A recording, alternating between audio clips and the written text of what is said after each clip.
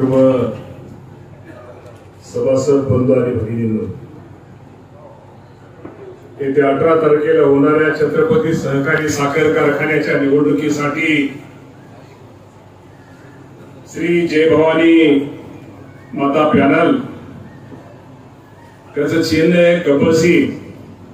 या कपसीला आपण सर्वांनी मतदान करावं, मतदान रूपी आशीर्वाद द्यावा आणि त्याच्या प्रचाराचा आज नारळ ज्यांच्या शुभ हस्ते संपन्न झाला ते या राज्याचे उपमुख्यमंत्री, आपल्या सर्वांचे नेते आदरणीय अजितदादा पवार साहेब, ज्यांच्या नेतृत्वाखाली आज आपला पॅनल निवडणुकीसाठी उभा आहे, ते पृथ्वीराज बापू जासर, छत्रपती सहकारी साखर कारखान्याचे माजी चेअरमन विश्वनाथ बुवा गावडे, प्रशांत दादा काटे,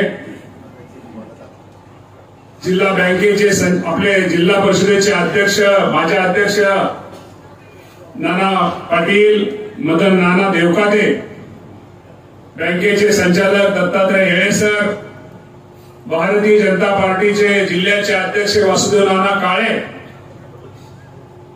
राष्ट्रवादी पक्षाचे अध्यक्ष राजवर्धनदादा शिंदे, आपले पक्षाचे समन्वय किरणदादा गुजर, संभाजीनाना होळकर, सचिन सातव, प्रमोद काका काकडे, राजेंद्र ढवाण पाटील, शिवाजीराव काळेसर, भाऊसाहेबजी सपकळ, ज्यांनी पाठिंबा आज आपल्या सर्व उमेदवारांना दिला ते सर्वच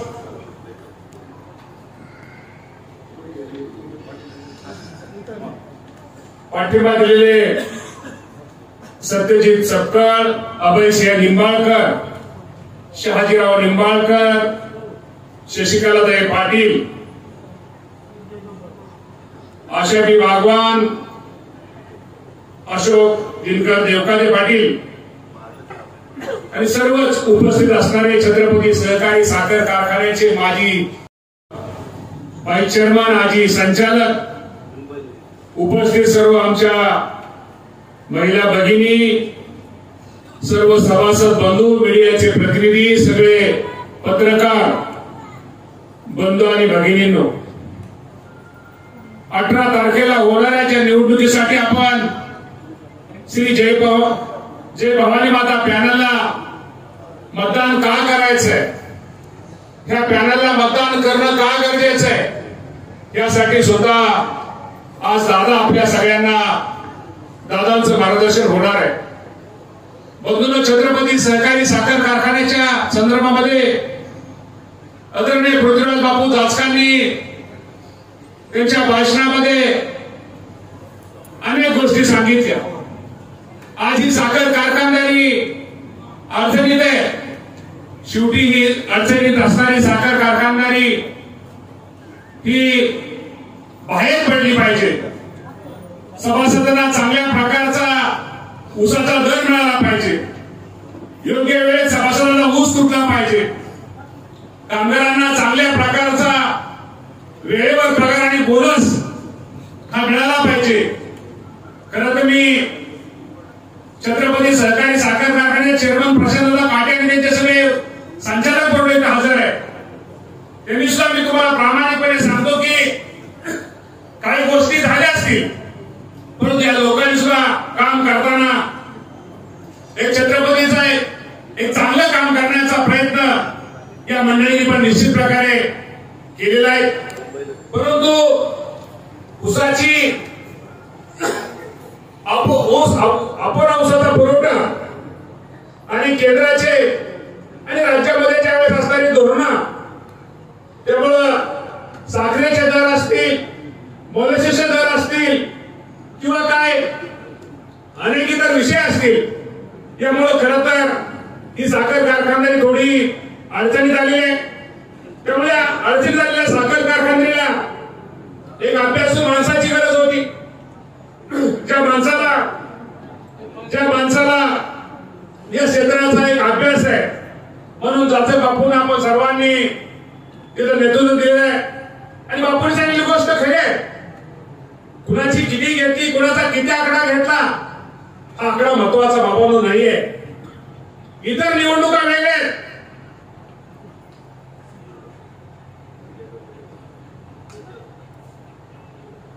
ही निवडणूक आपल्या ग्रामपंचायतीची नाहीये, ही काय सोसायटीची नाहीये, ही काय तुमच्या झडपीची नाहीये, पंचायत समितीची नाहीये किंवा नगरपालिकेची नाहीये किंवा ही आमदारकीची नाहीये. ही निवडणूक आपल्या प्रपंचाची आहे.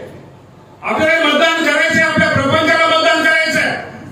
ज्या जुन्या लोकांनी ज्यांनी चेअरमन म्हणून काम केलं, संचालक म्हणून काम केलं, त्या सर्वांनी या कारखान्याच्या हिताचे विचार घेतले. त्यामुळे आज ही कारखानदारी, आज आम्ही सुद्धा पाठीमाग बापूंनी सांगितलेली गोष्ट खरी आहे. बापूंचा काळ असू द्या, एक चेअरमन म्हणून माझ्यासारखा कार्यकर्ता सुद्धा दादांनी संधी दिली होती, तो सुद्धा काळ असू द्या, तो आमचा काळ खूप चांगला होता. त्यावेळेस कारखान्याचे मला वाटतं क्रेडिट बॅलन्स हा बँकेकडे पैसे आमचे आम्ही चेअरमन असताना असायचे, परंतु एक चढउतार धोरण असल्यामुळे साखर कारखानदाराचं, त्यामुळे साखर कारखानदारी ही थोडी अडचणीत आली. आणि मी खरं तर मी आपल्याला भवानी मातेच्या साक्षीने सांगतो, पूर्वी थोडं मी छत्रपती सहकारी साखर कारखान्यामध्ये फक्त पाठीमागे फक्त तुमच्यासमोर निवडणुकीत आलं.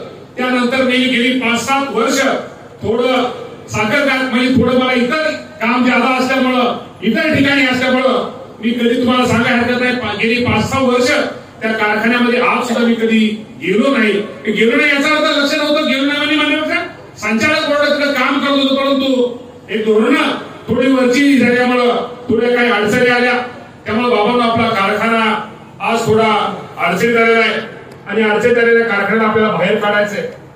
मी तर शिवाजीराव काळे समोर दिसत आहे, डॉक्टर नेता, ही सगळी मंडळी, त्यांचा काय राजकारणात संबंध आहे.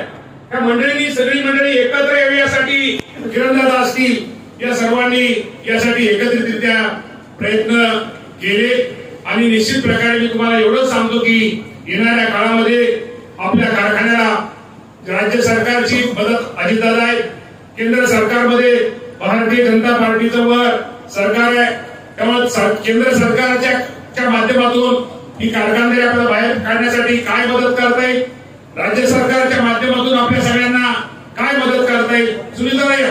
सुनील दादांचं आपण अभिनंदनचं काळ्यामधून त्यांचं अभिनंदन करूया की त्यांनी चांगला निर्णय आपल्या दादाकडे दादाने सुनील दादाने पण निर्णय एक चांगल्यासाठी घेतला.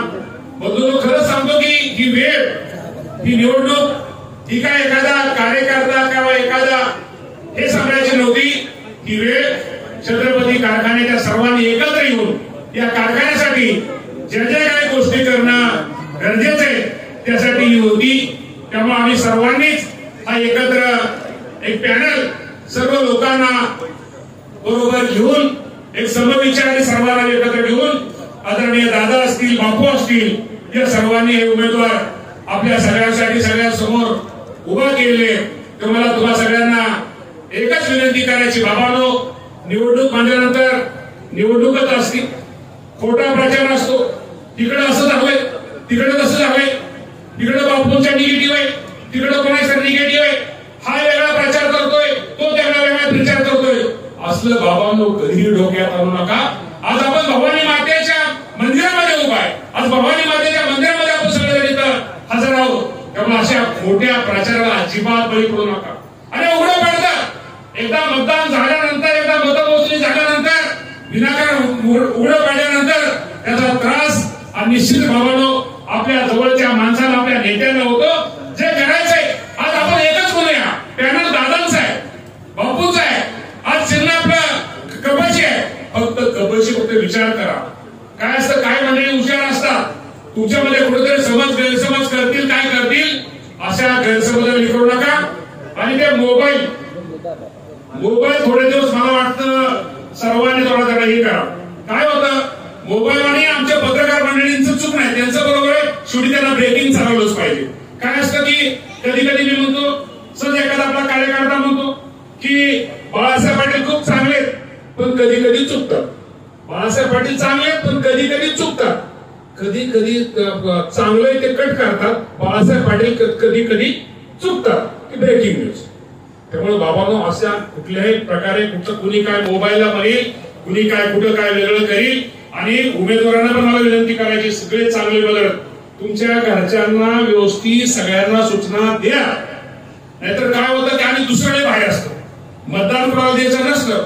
अहो आमचं काय बापूंच्या जवळच्या माणसापाशी गेले, बापूंचं आमचं काय नाव ते मामांचंच तिथं, दादाचंच तिथे दादाच्या कार्यकर्त्यापाशी गेले. अहो दादांचं बरोबर आहे पण ते बापूच असेल, असं माणसं लय फिरवा फिरवी करतात.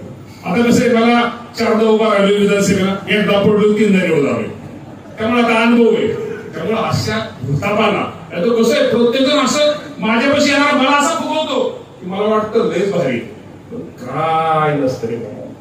त्यामुळे थोडी माणसं पण काही गोष्टी ओळखाय शिका. काही गोष्टी तुमच्यात आता बसलेल्या आहेत, काहीतरी एकामेकाबद्दल कुठेतरी नाना पाटील लय तुम्ही हसताय, त्यामुळं तुमच्यात कुठेतरी समज गैरसमज करतील. पण तुम्हाला मी सांगतो बाबांनो, असला गैरसमज अजिबात एकमेकामध्ये होऊ नये. आपल्याला फक्त काय बघायचंय, गबशी बघायची. त्यामुळे कुणी काय सांगाल, कोण म्हणाल, जवळचा लांबचा माझ्या जवळ असताना सुद्धा ते मामा तुमचं मी असं काय लय अनुभव गेले म्हणून सांगतो तुम्हाला. त्यामुळे असं बाबांनो कुणी करू नका. आणि ज्यांनी उमेदवारी माहिती सगळेच उमेदवार चांगले होते, जे उमेदवार मिळाले त्याच्यापेक्षा जास्त थोडीच होते. परंतु शेवटी 21 उमेदवार बसताना काही पक्षश्रेष्ठीला पण अडचणी असतात, किंवा काही ठिकाणी काही लोकांना थांबावं लागतं, किंवा काही लोकांना चांगल्या लोकांना इच्छा असताना काही लोकांना आम्हाला तिघांना पण थांबावं लागलं. याचा अर्थ ते उमेदवार कमी नव्हते असं नाहीये, त्यांना आम्ही कोणाला कमी लेखत नाहीये. नाहीतर काय होतं, लय बापूच्या जवळचा होता, लय मामाच्या जवळचा होता, तुझं काय असलं सांगणारे असं काय बॅटरी चार्जिंग करणारे माणसं लय असतात काय लोक. त्यामुळे बाबांनो 18 तारखेपर्यंत कुठलाही गैरसमज आणि काय वाटलं खात्री करा, मोबाईल करा, एकमेकाला लगेच जागा करा. नाहीतर काय असतं, कुठेतरी हे असतं. त्यामुळे फक्त आपण 18 तारखेला कबशी आणि मतमोजणी ज्यावेळेस आपली मतपेटी मोजायला घेतली जातील, एवढं सांगतो की निश्चित प्रकारे आज दादा तर आहेच, पण बारामती तालुक्यात दादा असं नाही म्हणणं बरोबरच नाही वाटत. बारामती एवढाच आमचा इंदापूर तालुका एक चांगल्या प्रकारचं म्हणजे मतदानाच्या टक्केवारीत म्हणतो. दादा म्हणते मतदान तुमच्याकडे इंदापूरला जास्त आहे, पण टक्केवारीत बारामतीच्या बरोबर आमचा इंदापूर तालुका हे कपाशीला मतदान करेल, अठरा विश्वास आपल्या सगळ्यांच्या साक्षीने सांगतो. आणि अधिक न बोलता दादांना बोलण्यासाठी आम्ही आपल्या सगळ्यांच्या वतीने विनंती करतो. आणि पुन्हा एकदा आपण 18 तारखेला कबशीवरती मतदान करावं अशी विनंती करून थांबतो. धन्यवाद. जय हिंद.